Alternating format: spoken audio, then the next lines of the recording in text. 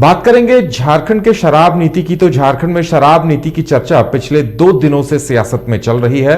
विपक्ष भी इस पर हमला बोल रहा है।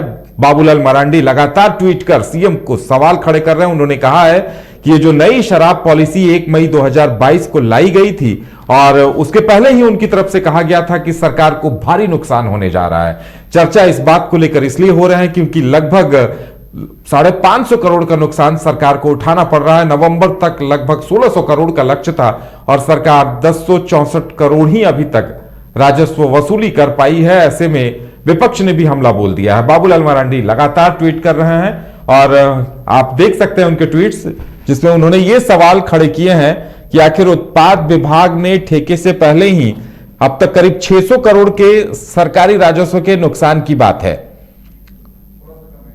तो जिन कंपनियों पर टारगेट पूरा नहीं करने के लिए जुर्माना लगाया गया है, और आप देख सकते हैं तमाम अखबारों की सुर्खियां भी ये हैं कि सीएम ने अधिकारियों को फटकार लगाई है और कहा है कि 15 दिनों में कार्यशैली सुधारें। शराब दुकान संचालक 1084 करोड़ अभी तक सिर्फ सामने आए हैं, इस वजह से सीएम नाराज हैं। लेकिन बाबूलाल मरांडी ट्वीट करके कह रहे हैं कि जिस दिन यह पॉलिसी लाई गई थी उसी दिन उन्होंने यह कह दिया था कि यही हाल होना है। तो ऐसे में यह देखना दिलचस्प होगा कि आगे समाधान सरकार किस तरीके से इसका निकालती है। और ज्यादा जानकारी के लिए इस वक्त हमारे साथ हमारे संवाददाता शाहनवाज जुड़े हुए हैं। शाहनवाज, वाकई में यह शराब नीति को लेकर जो राजस्व के नुकसान की बात सामने आई है, यह बड़ा मुद्दा बनता हुआ दिखाई दे रहा है। बिल्कुल, वित्तीय वर्ष 2022-23 में जो लक्ष्य रखा गया है वो करीबन 1600 करोड़ का है, जिसमें करीबन 1084 करोड़ रुपए प्राप्त हुए हैं। कुल मिलाकर आप प्रतिशत में देखेंगे तो करीबन 68% की प्राप्ति हुई है, जो लक्ष्य से काफ़ी पीछे चल रहा है। इस पर मुख्यमंत्री हेमंत सोरेन ने गहरी नाराजगी जताई है और यूँ कहें कि 15 दिनों का डेडलाइन अल्टीमेटम दिया है विभागीय अधिकारियों को कि इस दौरान आप अपनी कार्यशैली में वर्क कल्चर में सुधार करें और जो राजस्व का जो नुकसान हुआ है उसे हर हाल में दुरुस्त करें। जाहिर सी बात है, अगर आप राजस्व का नुकसान होता है उत्पाद जिस विभाग से, तो सरकार के खजाने में कहीं ना कहीं इस पर बल पड़ेगा और जाहिर सी बात है जब सरकारी खजाना ही कहीं ना कहीं प्रभावित होगा तो सरकार का तमाम जो वेलफेयर स्कीम है वो कहीं ना कहीं धरातल पर नहीं उतरेंगे। अब बड़ा और अहम सवाल ये है कि आखिर ये लगातार जो राजस्व का नुकसान हो रहा है, क्या विभागीय अधिकारियों उसकी जानकारी नहीं थी?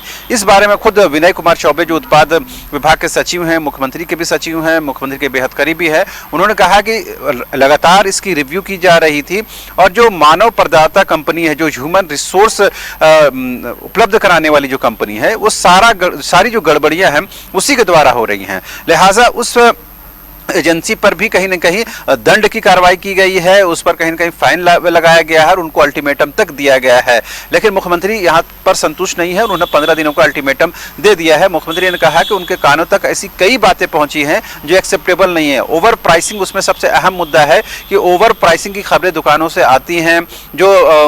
जो शराब दुकानों में, सरकारी शराब दुकानों में कार्यरत कर्मचारी हैं, उनको समय पर वेतन नहीं मिलता है। इतना ही नहीं, एजेंसियों के द्वारा जो डिमांड शराब की है, जिस पैकेट में जिस साइज में उनको शराब चाहिए वो डिमांड पूर्ति नहीं हो पा रही है, जिससे कहीं ना कहीं ये जो डिमांड कम होने की वजह से उसकी बिक्री नहीं हो रही है। दूसरी और अहम बात यह है कि एजेंसियां जब जो दुकानदारों को समय पर वेतन नहीं देंगी, कर्मियों को वेतन नहीं देंगी, तो जाहिर सी बात है वो कहीं ना कहीं वो डिस्करेज फील करते हैं और इसका सीधा असर कहीं ना कहीं बिक्री पे पड़ता है। इस चीज को कहीं ना कहीं रिव्यू में सामने लाया गया है। तो सारा ठीकरा जो है मानव प्रदत्त जो कंपनी करने, जो ह्यूमन रिसोर्स उपलब्ध कराने वाली कंपनी है, उस पर ठीकरा फोड़ा गया है। अब देखने वाली बात यह होती है कि अगले 15 दिनों में ऐसा क्या कुछ क्रांतिकारी हो जाता है जिससे आप ये कहेंगे कि उत्पाद विभाग में बहुत कुछ आमूलचूल परिवर्तन होगा। लेकिन आपको याद है कि जब से ये नई शराब नीति लाई गई है, उसका एक ही पॉइंट ऑब्जेक्टिव है कि किसी तरह से रेवेन्यू जनरेशन को बढ़ाया जाए। अगर वो ऑब्जेक्टिव फुलफिल नहीं होता है तो जाहिर सी बात है इस नई शराब नीति का कोई मतलब नहीं रह जाता है। और झारखंड में नई जो शराब नीति पहले भी बनी है, जो वर्तमान में बनी है, और उसकी छाया कहीं न कहीं छत्तीसगढ़ पर पड़ी है। यही वजह है कि जो प्रमुख विपक्षी पार्टी बीजेपी है, उसके विधायक दल के नेता बाबूलाल मरांडी हैं, वो मुखर होकर मुख्यमंत्री पर, पूरी सरकार पर हमला बोल रहे हैं। उन्होंने यहाँ तक कह दिया कि मुख्यमंत्री हेमंत सोरेन को ऐसे किसी घोटाले में फंसने से पहले उन तमाम अधिकारियों पर कड़ी कार्रवाई करनी चाहिए जिन्होंने मुख्यमंत्री को फंसाने का, उनको कहीं न कहीं इस पर ट्रैप करने का पूरा जो खाका है वो तैयार कर लिया है। तो बीजेपी की तरफ से एक बाबूलाल वाहिद ऐसे शख्स हैं जिन्होंने इस शराब नीति को लेकर खुलकर बोला है और तमाम पूरी सरकार को कटघरे में खड़ा किया है, मुख्यमंत्री को कटघरे में खड़ा किया है और नई जो शराब नीति लाई है उस पर प्रश्न चिन्ह लगाए हैं। अब देखने वाली बात यह होती कि विपक्ष के हमले को अब दरकिनार भी कर दे।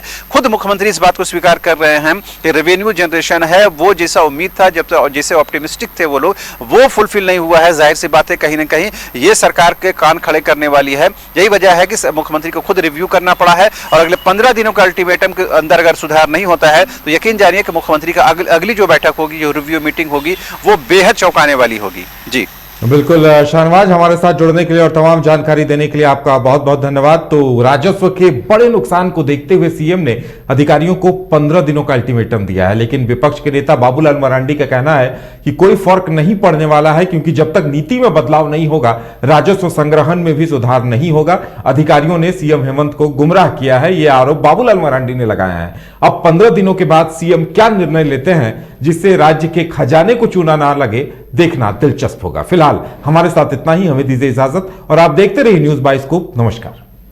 झारखंड बिहार की तमाम ताजा तरीन खबरों के लिए देखिए न्यूज बाइस्कोप। अब जियो टीवी पर भी उपलब्ध। इसके अलावा तमाम बड़े सोशल मीडिया प्लेटफॉर्म पर भी उपलब्ध है। बिहार में सिटी केबल पर चैनल नंबर 232 पर देखें लेटेस्ट खबरें और डाउनलोड करें प्ले स्टोर से न्यूज बाइस्कोप